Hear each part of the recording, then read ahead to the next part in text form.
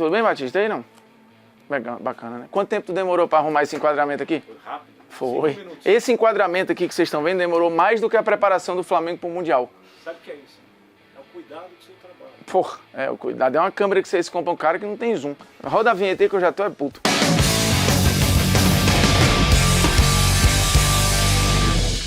Fala, moçada, beleza? Ó, polêmicas vazias na área, convidando você. Eu acho que eu vou começar a chamar de volta, porque a gente tá em crise, né? A audiência tá ruim. Cadê aquela ideia do programa que a gente ia fazer? Não vai sair mais? Estão querendo mudar o Polêmicas Vazias, eu aviso logo aqui, se vocês não derem audiência, vai acabar. É isso, não é não?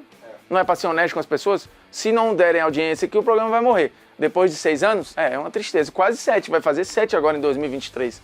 Mas também já deu, né? 7 anos de programa. Quanto tempo no ar ficou o Faustão? O Luciano Huck, a Ana Maria Braga. Galera, vamos dar um jeito aí, porque, pô, 7 anos é foda. Ó, seguinte, a pergunta hoje é, o Flamengo tem mais chance de ganhar do Real Madrid do que tinha do Liverpool? Se é que tinha também, né? Vamos partir de um princípio que você podia considerar que não tem chance nem de ganhar do Real, nem do Liverpool. Mas analisando os cenários, qual é o cenário mais favorável? Qual é o mais acessível? Lembrando que este programa pode se tornar um vexame caso o Flamengo nem da semifinal passe, né? Pode acontecer? Pode acontecer. Já aconteceu com Inter, Atlético Mineiro, Palmeiras, River, Atlético Nacional. Então, assim, pode acontecer? Pode acontecer. E aí esse programa vai virar um meme. Mas, se o Flamengo passar e jogar com o Real Madrid na final, vamos analisar em qual cenário o Flamengo teria mais chance. Lá em 19 ou agora em 2023? Para isso a gente começa lembrando de como é que estava aquele Liverpool em 2019. O time estava embalado, vale lembrar, né? Tinha ganho a Champions na metade de 19 e tinha iniciado ali a temporada 19-20, que seria a temporada do título da Premier League, uma versão para muitos melhor do que o Liverpool campeão da Champions. Diga-se passagem, porque foi um campeão da Champions levando muitos gols,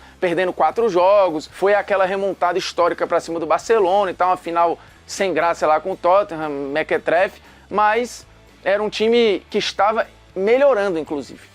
E aí vamos lá, era o auge meio do modelo Jürgen Klopp, né, de pressão alta, de perde e pressiona, o time que estava fazendo boas contratações, né, foi até não de maneira agressiva, mas estava se reforçando ainda mais, né, um Liverpool campeão, e o time titular, lembrando, não perdia desde 17 de setembro, ou seja, desde 17 de setembro de 19, o time não perdia, eram 3 meses sem perder. Ah, mas teve um 5-0 lá pro Aston Villa, 5-1, nem lembro o placar direito agora, era o time Y. Se tu olhar a escalação do Liverpool, era o time só garoto. O Klopp já estava focado no Mundial, mandou os moleques lá do Sub-12 do Liverpool e eles perderam pro Aston Villa. Mas o time titular não perdia desde 17 de setembro, que foi um jogo pro Napoli. Inclusive, salvo engano, acho até que eu fiz esse jogo. Final foi dia 21 de dezembro, então você tem 3 meses basicamente aí de recorte. 18 vitórias e 2 empates nesse período. Lembrando a derrota pro Aston Villa com o time Z. E aí, peguemos jogadores que estavam na sua plenitude da forma. Ali, talvez a gente tivesse a melhor versão do Arnold.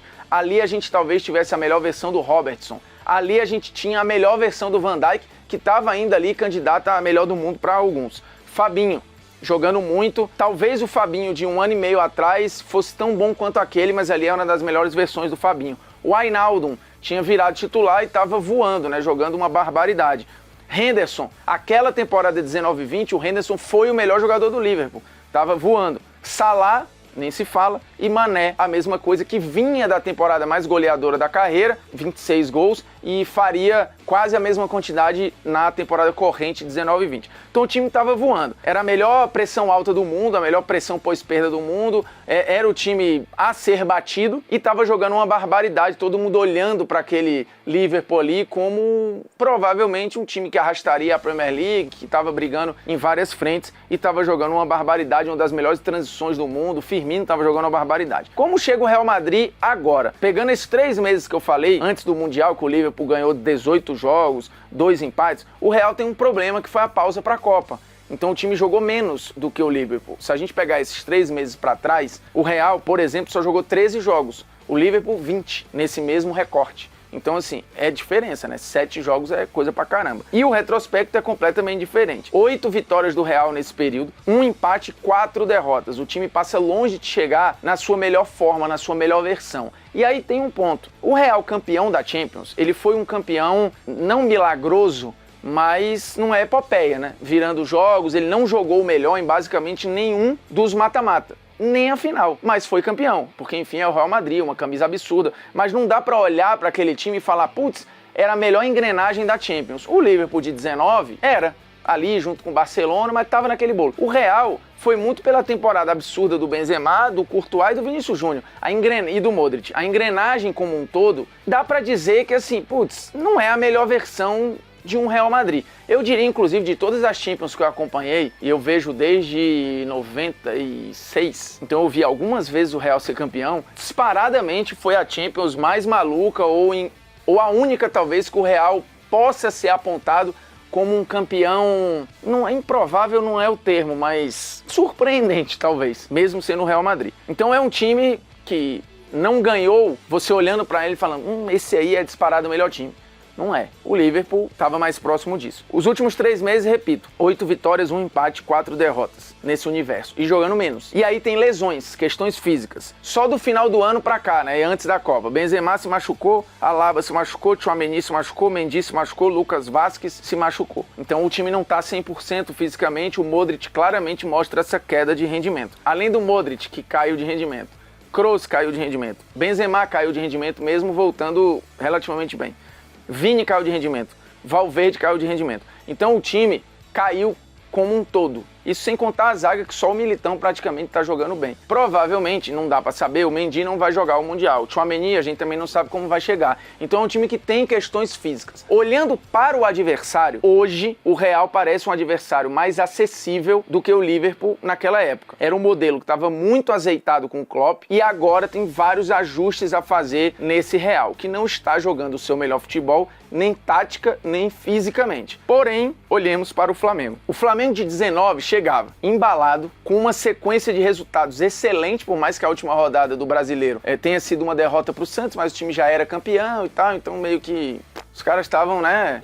Tinham ligado o dane-se, né? Os jogadores estavam, tecnicamente, alguns melhores. Fisicamente, o time estava desgastado, porque a temporada estava chegando no seu fim, mas o time estava embalado, muito motivado, e com o Jorge Jesus tendo todo mundo na mão. Agora, você tem um time descansado, porém sem ritmo. E aí precisa pesar. O Jorge Jesus tinha um time na mão. O Vitor Pereira não tem um time na mão. É um trabalho que está começando. Perdeu peças, recebeu outras. João Gomes foi embora. Chegou o Gerson. Tem adaptações para fazer. O Felipe Luiz não tem jogado, né, nesse início de temporada, então tem ajustes. O lado direito está claramente com problemas, com o Varela ali e tal. Tem um ponto que aí é importante, que eu acho que o de 23 agora é melhor que o 19. Agora, a instituição Flamengo, esses jogadores chegam com o peito muito mais estufado no sentido de confiança. Fala, pô, olha o que a gente construiu de 19 para cá. 19 era a sementinha dessa era poderosa e gloriosa. Agora você tem vários ali já vencedores, multicampeões, conhecidos e consolidados. Do ponto de vista da confiança, esse time hoje acho que é mais robusto do que aquele. Fisicamente tem desgaste e descanso, porém tem ritmo e embalo. Os jogadores, individualmente falando, eu acho que agora você tem um Gabigol melhor, acho que agora você tem um Everton Ribeiro melhor, acho que agora você tem um Arrascaeta melhor que o de 19, e aí vão ter outras disputas ali, Davi Luiz e Rodrigo Caio, eu prefiro o Davi Luiz, o Rodrigo Caio estava muito bem, Mari e Léo Pereira, acho que da Mari, no gol e nas laterais, o de 19 vai levar, Thiago Maia e Arão, eu acho que o Thiago Maia é mais jogador, mas o Arão era muito importante, o Gerson de 19 joga mais do que agora, e Pedro e Bruno Henrique, você vai ter uma disputa muito pau a pau de preferência. Os dois chegam voando, o Pedro tá voando e o Bruno Henrique chegava voando, então tecnicamente são times muito próximos. Eu acho que o que vai pesar aí é o time adversário ser ou não acessível. E eu acho que o Real Madrid de agora é mais acessível do que aquele Liverpool. Isso quer dizer que o Flamengo vai ganhar? Não quer dizer que o Flamengo vai ganhar. Quer dizer que eu acho que tem mais chances agora do que tinha em 2019. Porém, temos um ponto final. Os times ingleses, eles olham para o Mundial com mais desdém. Ingleses e alemães, acho que tem essa questão. Espanhóis e italianos querem muito o Mundial e o Real Madrid é meio que o fundador do Mundial de Clubes lá atrás. Então ele quer e quer muito o Mundial. Então assim, essa querência, a importância que o Real dá para o Mundial pode ser um fator. O Liverpool fez aquele jogo contra o Flamengo e aí uma semana depois ganhou do Leicester, que era o então líder do campeonato inglês e brigava pela liderança do inglês. E o Alisson lembra de ter dado uma entrevista para a Folha falando, a intensidade é diferente, a gente jogou supor, a 70% ou algo assim contra o Flamengo. Então, eu acho que eles têm esse desdém um pouco com relação ao Mundial. O Real não. Então pode ser um ponto. Mas tecnicamente, taticamente, fisicamente falando, eu acho que o Flamengo de 23 tem mais chances contra o Real do que o Flamengo de 19 tinha contra o Liverpool. Eu não sei se eu convenci vocês, mas os comentários estão aí para vocês dissertarem sobre. Beleza? Um abraço, satisfações. Se quiser se inscrever aí, ok. Se não quiser também, a gente já tá perto da falência. Não é isso? Se não der resultado aqui, vai pro saco, né?